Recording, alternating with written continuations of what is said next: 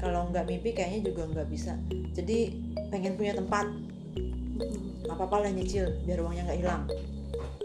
Udah gitu ada customer nih datang, mau beli rumah nggak? Rumah? Nggak kepikiran. Nggak kebayang ya mau beli rumah gitu. Nggak kebayang lah, baru 2 tahun. Mau 2 tahun itu. Terus udahlah lihat aja gitu. Sepanjang perjalanan itu adanya ibu itu selalu pantau. Dia selalu bilang, udah pokoknya kamu berani aja. Kalau mau buka usaha itu jangan mikir rugi dulu. Jangan Harus berani. setengah-setengah. Harus berani. Tapi nanti kalau kamu udah jalanin, pikir ruginya biar kamu nggak sembarangan maksudnya pakai uang atau segala macam. Aku pegang itu dan omku support sekali. Dia selalu datang tanyain gimana gitu, sampai aku belum bisa balikin, nggak usah dipikir.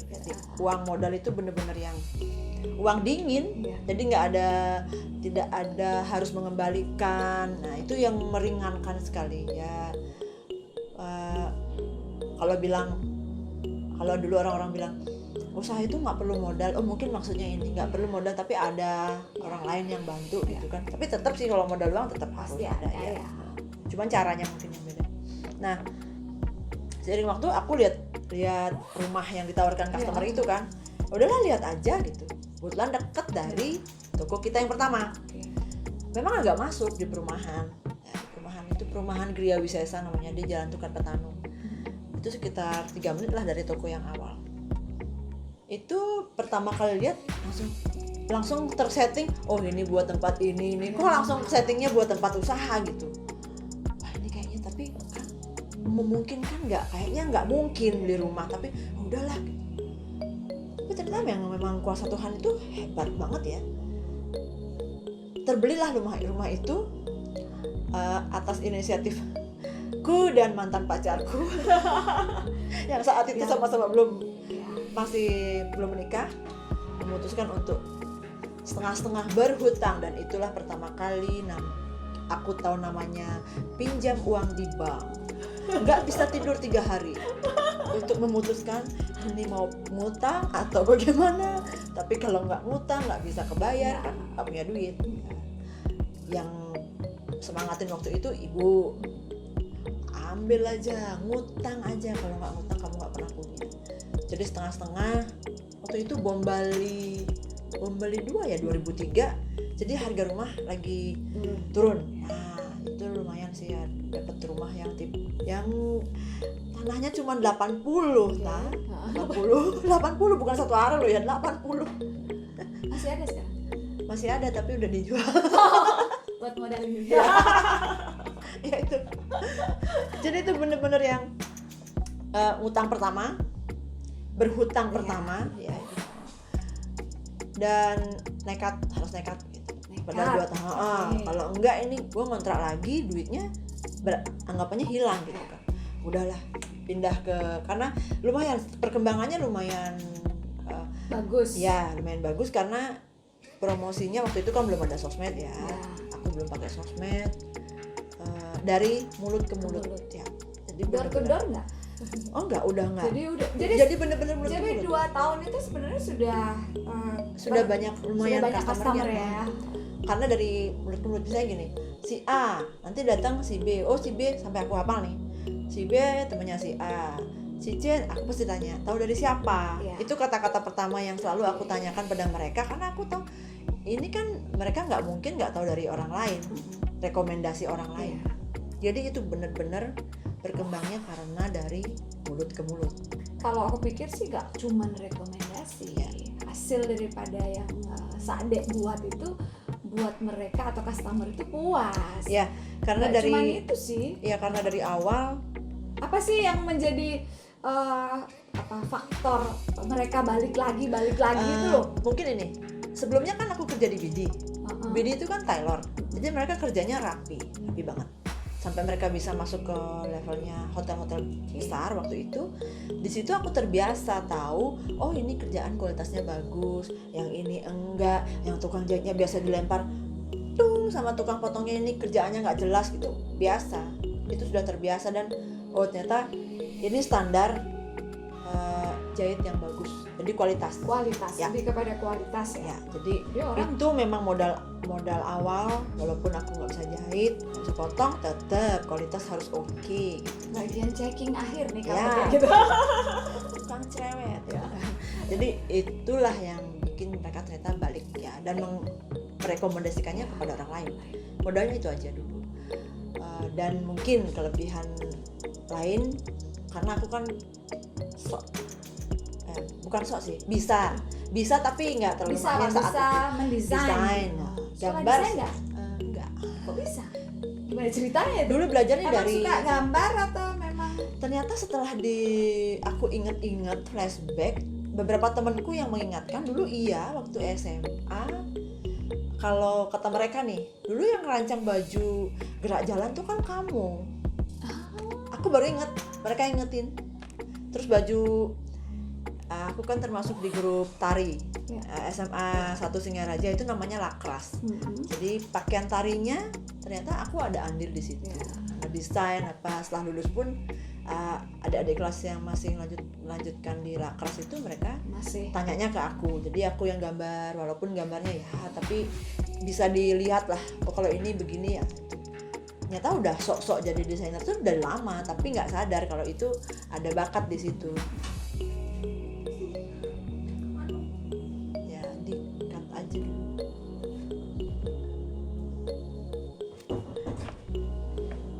Nggak apa kan? Lanjut ya. jadi awal desainer itu sebenarnya sudah dari Ya sudah. zaman SMA. Ya. Tapi sebelumnya apa nggak ingat zaman kecil tuh suka gambar atau opera-opera? Biasanya itu kan Ya kalau gambar iya, iya. Dandan iya. dandan. Iya, dandan iya. Yang misalnya standar nih, kalau SD ingat banget. Orang kalau kuncir satu kan di sini nih, Iya. tengah kan. Aku enggak tuh, kuncir satu di sini. Oh. Senang yang beda. Jadi benar-benar kreatif. Senang Iya. di sini apalah gitu. Jadi itu udah ternyata dari kecil. Ya, tapi kita nggak pernah tahu ya kalau itu ada bakat di situ. Sampai ada temenku waktu kuliah di Jelantik itu, Ya. nah, sampai sekarang dia masih ingat waktu aku di Jogja. Ya. Aku kan termasuk yang bukan telat sih, mundur setahun. Jadi teman-temanku kuliahnya mulai 94, aku mulainya 95. Karena nggak dapet di negeri, aku ngotot negeri, jadi aku mesti Nunggu nunggu tahun depan. Jadi semasa nunggu aku di Jogja itu bimbingan ya, Ya. bimbingan lah, belajar Zaman gitu. kita memang Iya, bimbingan. Ya itu sama 6 bulan lebih aku di Jogja, itu tante yang aku numpang tinggal lah di situ, pacarnya omku, dia emang sekolah desain. Disitulah awalnya aku sadar, ini keren banget gambarnya. Aku tanya, tante itu gimana caranya gambar? Ya. Jadi dia yang kasih. Kalau gambar komposisi tubuh, atasnya 1, atasnya 2, jadi badan tuh dua bagian, Ya. pinggul 1 bagian, kakinya terserah mau seberapa. Jadi makanya modelnya jadi tinggi kan, gambar tuh. Cuman itu dia bilang, terus aku lihat caranya gambar. Terus dia pakai pensil warna, punya pensil warna yang banyak warna. Pengen banget punya itu. Bilang sama bapak, Pak aku mau beli pensil warna itu di Gramedia Jogja kan. Wah aku cari, aku ikut dia gambar apa, aku ikut gambar itu di sela-sela bimbingan. Ya kan banyak waktu kosong, aku gambar, lihat dia. Sebenarnya Dari itu ya. Terus kalau aku tulis surat nih ke Nilu Jelantik Ami, itu kertas suratnya digambar dulu. Ya, digambar desainku gitu, dan sampai saat ini dia masih simpan. Ya, boleh, kan nggak boleh ada. lihat ya kapan-kapan. Nanti ya. Ya itu kan perlu juga buat kenang-kenangan. Iya, Ditaruh di sini. iya boleh, nanti kita minta ya Mi.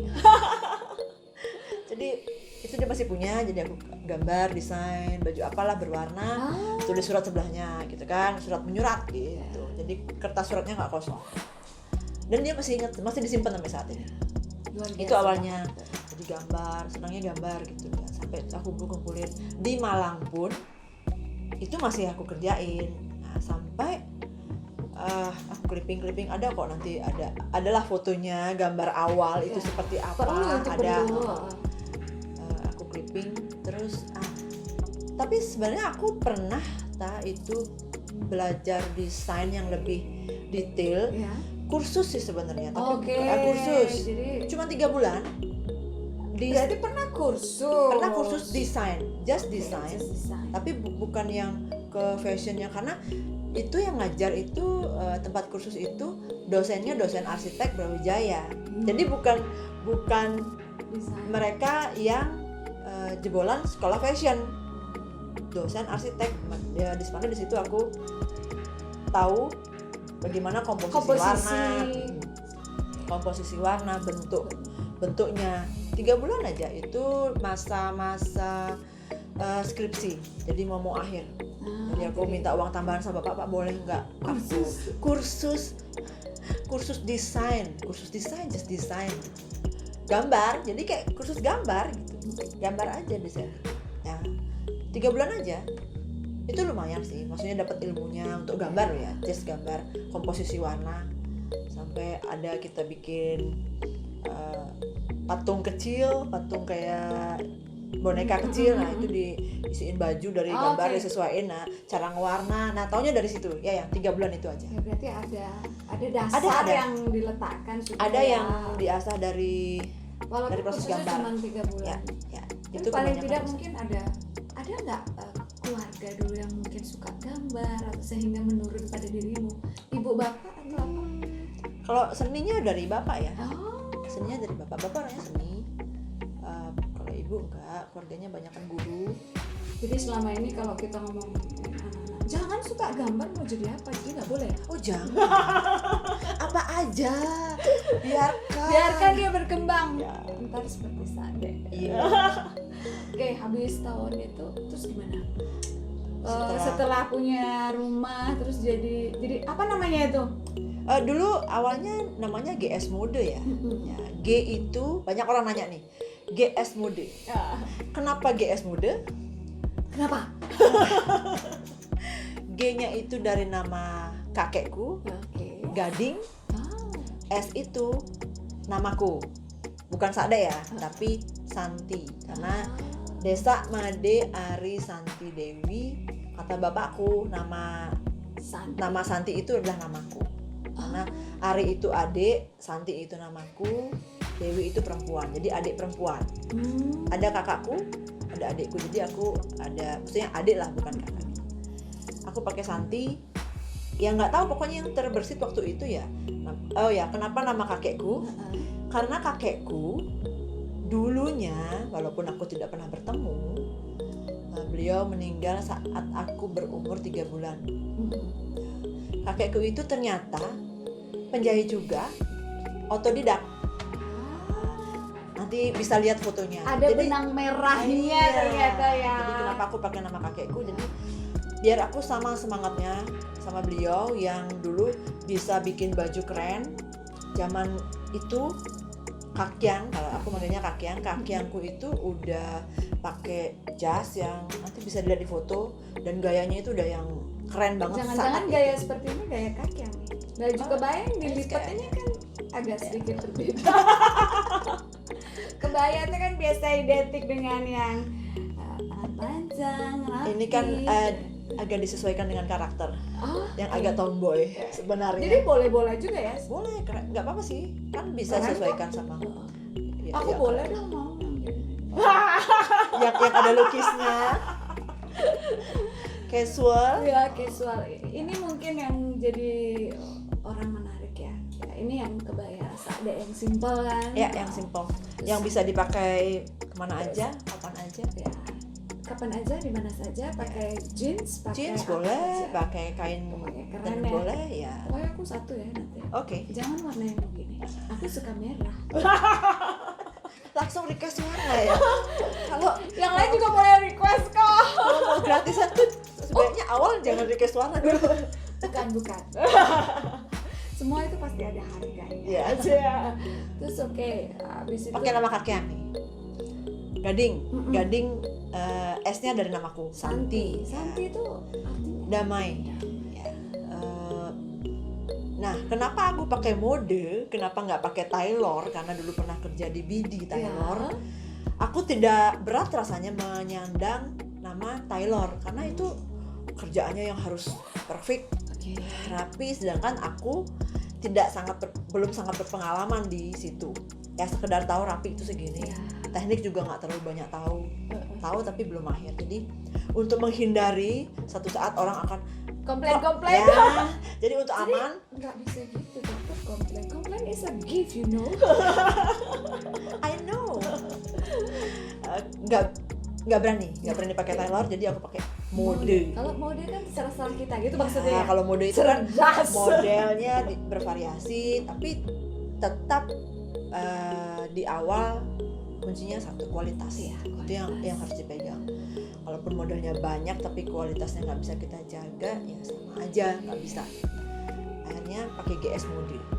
Warna yang dipilih dulu cari di majalah, atau kan majalah ya, belum ada sosmed.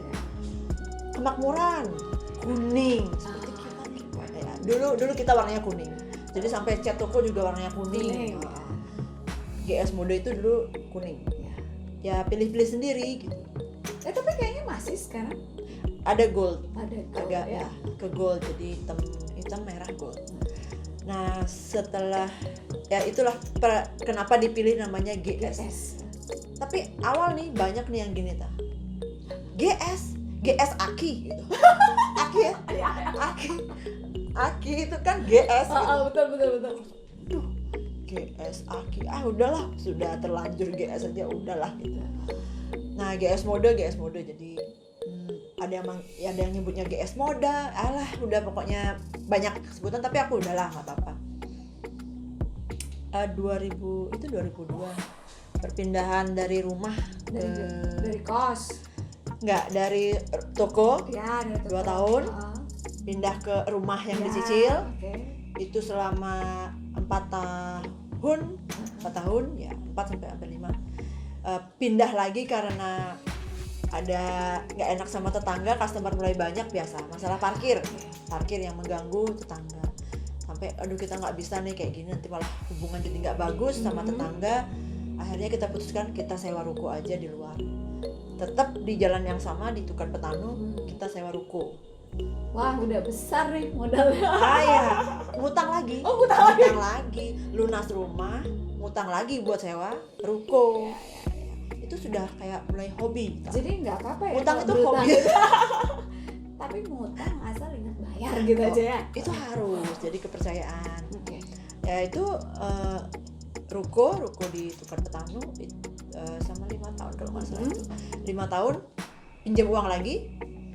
Dan mulailah berkembang, mulai dikenal banyak orang, lebih nyaman, tempat kerjanya lebih luas, tempat displaynya lebih luas. Sepanjang itu ada beberapa produk waktu itu banyak. Maksudnya semua produk dari nggak cuma kebaya kan waktu itu ya? Waktu itu nggak campur apapun, kan dari awal begitu. Apapun dikerjakan asal menghasilkan. Apapun, spray villa iya, dan kita punya customer yang lumayan besar ya. Itu ada 4 villa. Ownernya 1, tapi dia punya 4 villa.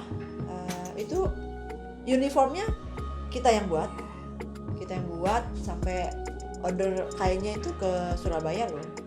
Jadi kainnya nggak beli di Bali karena banyak. Terus kita ordernya di Surabaya. Saat 4 villa itu saya ngukur sendiri. Ada 30 security. Nah, saat ngukur security kan cowok semua tuh. Terus yang tukang ngukurnya cewek. Nggak apa-apa kan? Aman.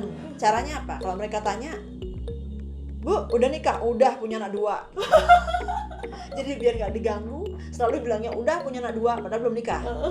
Ngukur 30 cowok. Sendiri.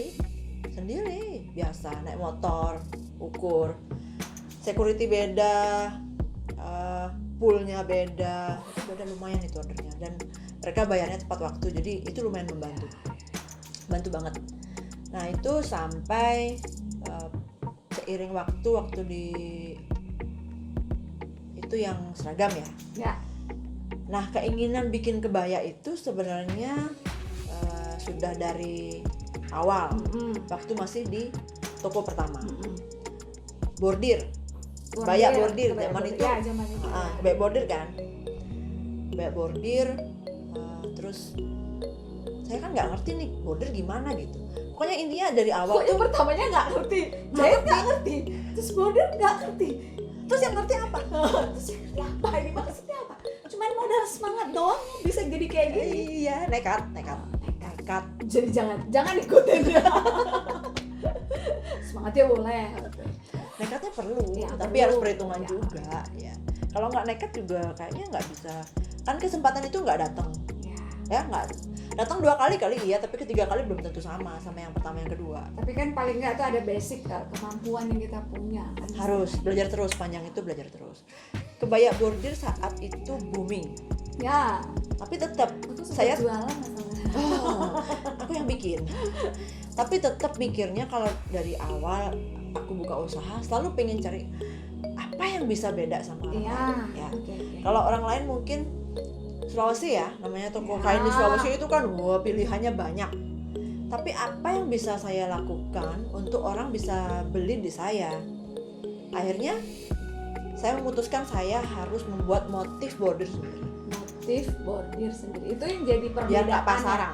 Itu differentnya ya. Ya, dan Different dari GS main kombinasi Sade, ya. warna waktu itu kebaya bordir. Sampai punya beberapa kayak reseller lah. Oke. Reseller gambar sendiri bunganya, belajar setting ininya. Iya, karena kan nggak Ya, sembarangan beda-beda. ya. Ya. Oh. Ngeset di kain kayak gimana. Jadi sampai cari tukang bordir sendiri ketemu. Khusus lah jadinya warnanya. Jadi di pasaran nggak ada. Ya udah berjalan waktu sampai beli buku di Gramedia waktu itu tentang bordir. Aduh lupa namanya. Itu bukunya agak besar. Jadi ada banyak motif bordir. Harganya 130 atau berapa itu mahal banget rasanya buku Zaman itu. tapi harus beli bukunya, jadi belajar gambarnya dari situ Belajar ya. gambar. Contek dulu Oke. ya, gambarnya kecil digedein bunganya, dibikin satu ini bagian depan, bagian tangan, Ya, bagian bawah keliling, Itu digambar sendiri. gambar sendiri, sok-sok bisa gitu tapi ya jadi ya bisa. Warnanya dipilih, benangnya ini, kainnya warna ini. Jadi di pasaran nggak ada. Adalah customer sampai sekarang masih berhubungan sama customer ini, baik banget. Dia yang jual, Oke. karena dilihat beda, jadi dia order terus kebaya bordir. Nah sepanjang perjalanan mulailah tambah banyak tukang kebaya bordir itu yang memang bikinnya wah lebih canggih lah dengan perkembangan bordiran itu.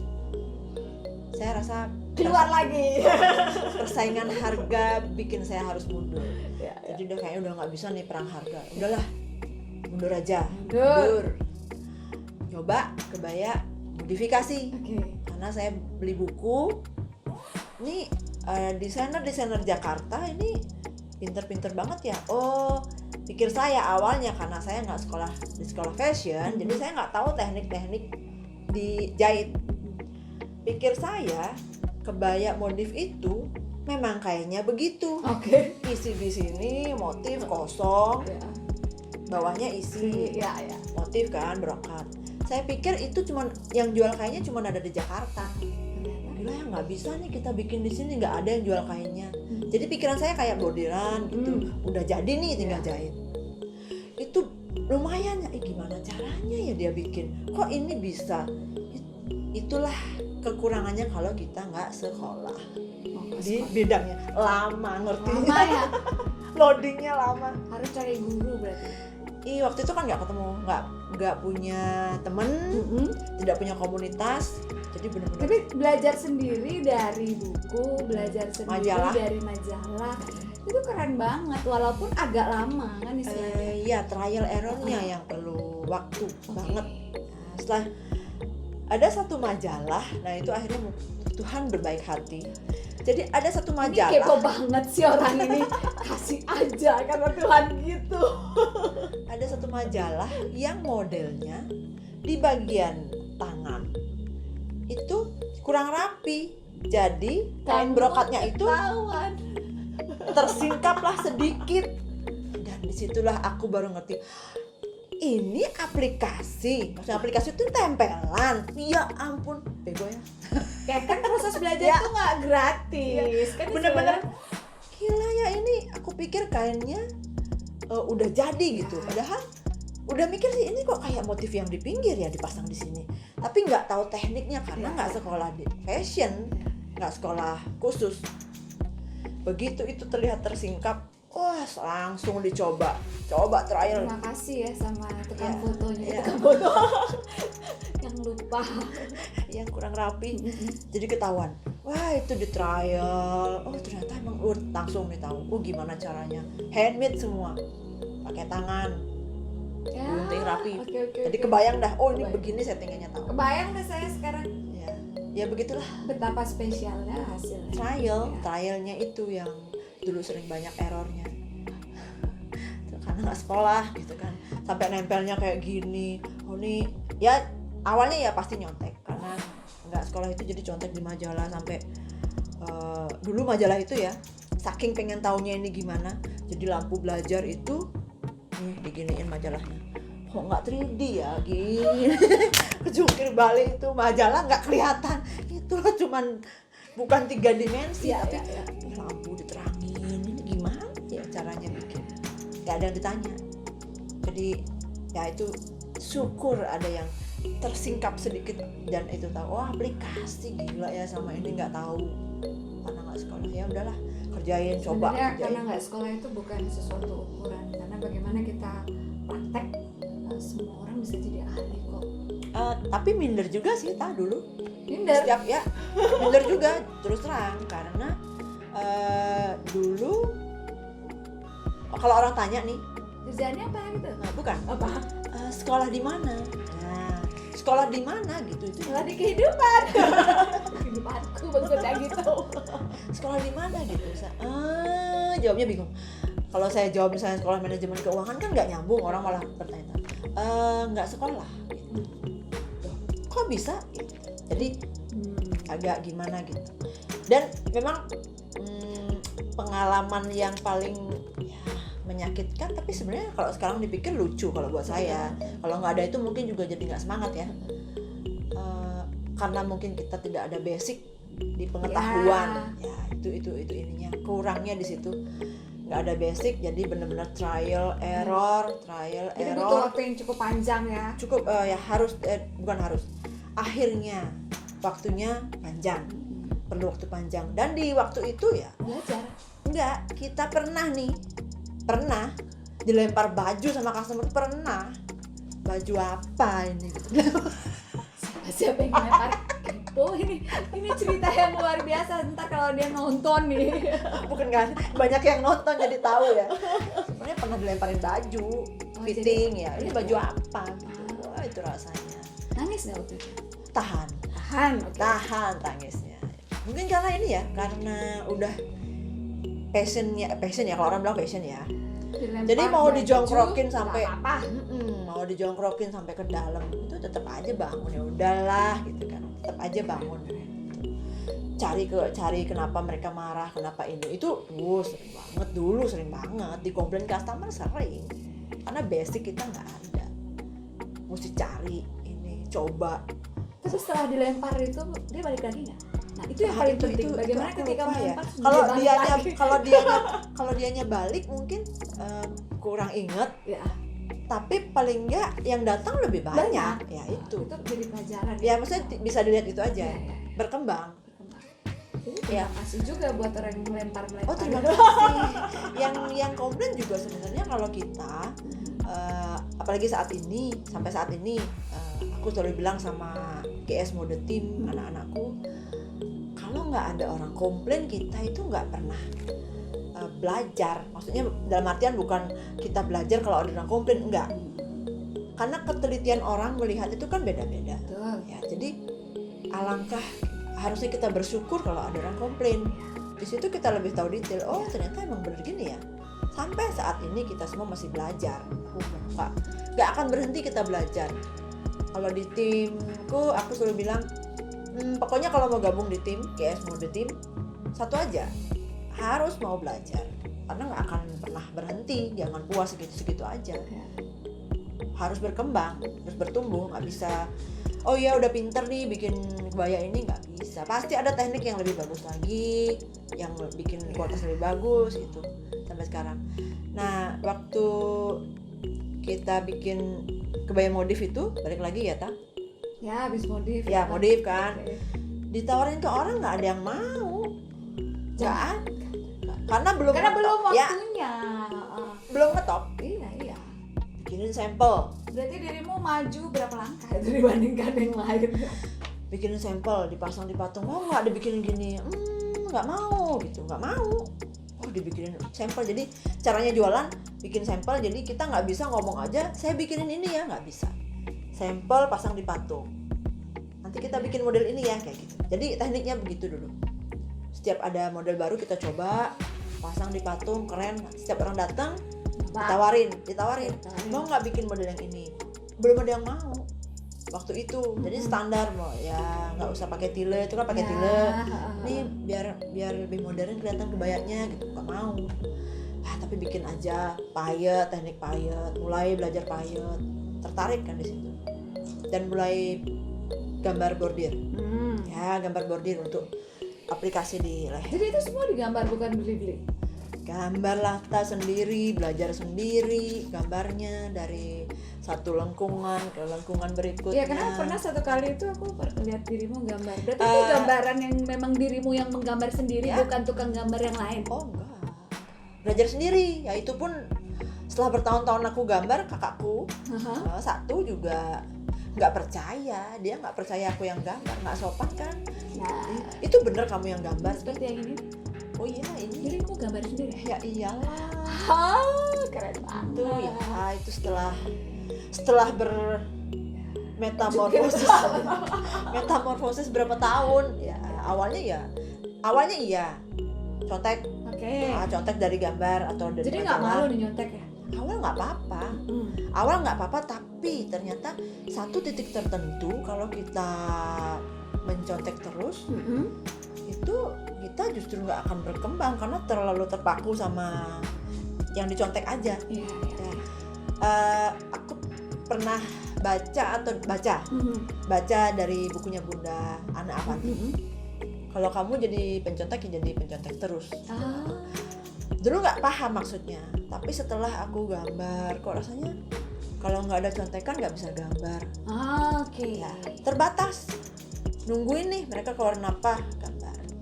Tapi begitu aku memutuskan untuk menutup semua contek-contekan itu, aku tutup. Yang awalnya pasti nggak nyaman, karena nggak ada contekan. Kayaknya nggak bisa, tapi nggak lah, coba aja. Wah itu melatihnya berkali-kali, digambar salah ya disimpan, gambar lagi nggak enak dilihat, itu berkali-kali memutuskan mau buka contekan, jangan. Tapi bener loh, begitu kita memutuskan untuk tidak mencontek, itu ternyata idenya ngalirnya. Tapi bener loh, ketika kita memutuskan untuk tidak mencontek, itu idenya mengalir dengan deras. Dan yang dulunya tidak terbayangkan kalau gambar itu bisa untuk bentuknya ini gitu, itu begitu memberanikan diri untuk singkirkan ya, sudah cukup ya. Jadi idenya tuh bener-bener deras banget. Jadi proses kreativitas itu tumbuh, makin banyak ide-ide bermunculan. Tapi sah nggak aja kita ngontek itu ya? Mencontoh ya, biar lebih enak ya dengarnya ya. Mencontoh yang sudah ada, seperti contoh gambar. Kalau sekarang itu gampang sebenarnya. Kalau dulu kan kita kurang ada informasi atau contoh, dapatnya cuma dari majalah. Kalau sekarang gampang, ada di Pinterest, itu tinggal download aja, banyak gambar model-model ukiran atau patra-patra itu. Kalau dulu aku prosesnya kalau ke pura-pura ya, kalau ada persembahyangan gitu di pura keluarga atau di pura manapun, aku pasti melototin itu tuh ukir-ukirannya yang ada di pura. Oh ternyata ini lengkungnya begini. Jadi proses menconteknya di situ, mengamati terus kemudian aku gambar sendiri. Nah, terus yang mana bisa dari gambar yang aku contoh itu aku bisa pakai di bagian mana di kebaya. Itu prosesku dulu. Jadi sebenarnya sah-sah aja kalau mencontoh di proses awal belajar. Tapi menurutku untuk kita tahu atau lebih bisa explore diri sendiri, karena menurutku tiap orang itu unik. Unik banget. Kalau kita tidak memberanikan diri untuk lepas dari mencontoh, kita tidak akan pernah bisa menggali lebih dalam apa yang jadi kelebihan kita. Nah, karena setiap orang itu unik, tidak pernah ada yang sama, gak guratan tangan ya itu. Nah, karena itu ada rasa di situ, ada apa ya, pasti beda antara satu dengan yang lainnya. Kalau kita tetap nyaman dengan mencontoh punya orang, ya hasilnya akan segitu-segitu aja. Kita tidak akan pernah maksimal bisa tahu apa kemampuan diri kita, kelebihan apa yang kita punya, karena Tuhan pasti sudah menganugerahkan pada setiap orang kelebihannya masing-masing. Nah, tergantung cara kita nih, cara menggalinya lebih dalam. Itu sih. Bener, aku setuju banget apa yang Saada bilang bahwa setiap orang itu unik. Unik. Dan dari proses kita ngobrol-ngobrol ini, aku jadi punya inspirasi. Yang tadinya takut untuk memulai usaha, yang namanya juga ibu rumah tangga terus berusaha, itu kan sesuatu yang mungkin gak sih gitu loh, bisa gak besar seperti itu. Jadi ada poin penting yang mungkin aku bisa dapetin dari obrolan ini. Sepertinya kan memang belum semua nih kamu ceritain. Ya masih banyak banget sih. Masih banyak. Cuman kayaknya kamu mulai kita ya, bukan kamu aja, mulai kering gitu kalau udah kelamaan ngobrol ini. Biasa, nggak ada gelas, nggak ada kopi. Berarti lain waktu kita ngobrol banget. Cuman poin pentingnya itu aku bisa tetap punya mimpi, terus kemudian tetap berkarya dengan belajar dari orang-orang di sekitar, apapun ya bisa dipelajarin, terus kemudian mencontoh. Dan sebagai awal tuh harus berani. Berani? Ya berani, karena kalau beraninya pakai rumus apa nih? Rumus hati-hati tetap, tapi harus berani. Harus punya keberanian. Dan setiap apa yang kita ambil, tindakan yang kita ambil itu kan pasti ada resikonya, baik atau enggak ya. Itu berani memutuskan untuk memutuskan mau ambil apa, yang satu atau dua, itu memang perlu latihan juga. Tidak serta-merta orang itu jadi tiba-tiba jadi berani gitu ya, enggak. Ya semua kan harus dilatih. Berani itu juga harus dilatih. Jadi dari nggak bisa jadi bisa, semua juga dilatih. Jadi jangan pernah merasa bosan untuk melatih diri, artinya jangan pernah bosan untuk belajar dari banyak hal dan dari banyak orang. Itu sih kalau aku gitu. Karena bukan berarti sekolah itu penting sekali. Kalau dulu awalnya pernah berpikir, kenapa nggak usah aja sekolah, nah itu kan mending saya sekolah fashion atau segala macam dulu. Tapi mungkin setiap kesempatan belajar itu pasti ada poin bagusnya, pasti ada. Kalaupun saya tidak sekolah di fashion, ilmu manajemen yang saya dapatkan itu juga sangat-sangat berpengaruh dalam proses membangun usaha ini. Dari sistem, dari marketing apa segala macam, ternyata itu sangat berpengaruh. Jadi kalau dipikir-pikir nggak ada sesuatu yang kebetulan ya, sehingga proses pencapaian sampai sekarang ini bisa eksis, terus kemudian bisa dikenal. Yang paling penting sih jangan pernah berhenti berbagi sama aku gitu loh. Aku kan pengen ini cerita-cerita lagi. Ya ini masih seperberapanya nih, Marta. Ini seperberapa nih? Kayaknya sepertiganya ini baru sepertiganya ini. Masih banyak cerita yang lain lagi. Cuman next ya kita sambung lagi ya. Siap. Karena kita mesti ngopi dulu. Ini udah kering kelamaan kita ngobrol. Thank you banget loh. Aku syukur banget dapat ilmu banyak hari ini. Aku juga makasih ada yang temenin nih. Biar maksudnya yang tanya atau yang buat kalian sahabat-sahabatku, kalau ada yang masih pengen ditanya lagi, silakan tulis di komen atau di mention aku di story di Instagram atau di feed, boleh aja lewat mana. Nanti kita lanjut lagi ya cerita-ceritanya, karena mesti minum dulu, kopi dulu. lupa loh. Oh ya, jangan lupa subscribe, komen, like, and itu tombol loncengnya jangan lupa diklik biar tahu ada Apa namanya, cerita-cerita baru atau apa ya, pelajaran-pelajaran baru deh tentang ya, sharing dari Sade. ya dariku yang baru, nanti biar kita bisa belajar sama-sama. Oke, sampai ketemu di next cerita next ceritaku atau next cerita mungkin sama yang lain nantinya. Makasih Marta, Terima kasih Sade. makasih semua sahabatku, sehat dan bahagia selalu. Bye, love you.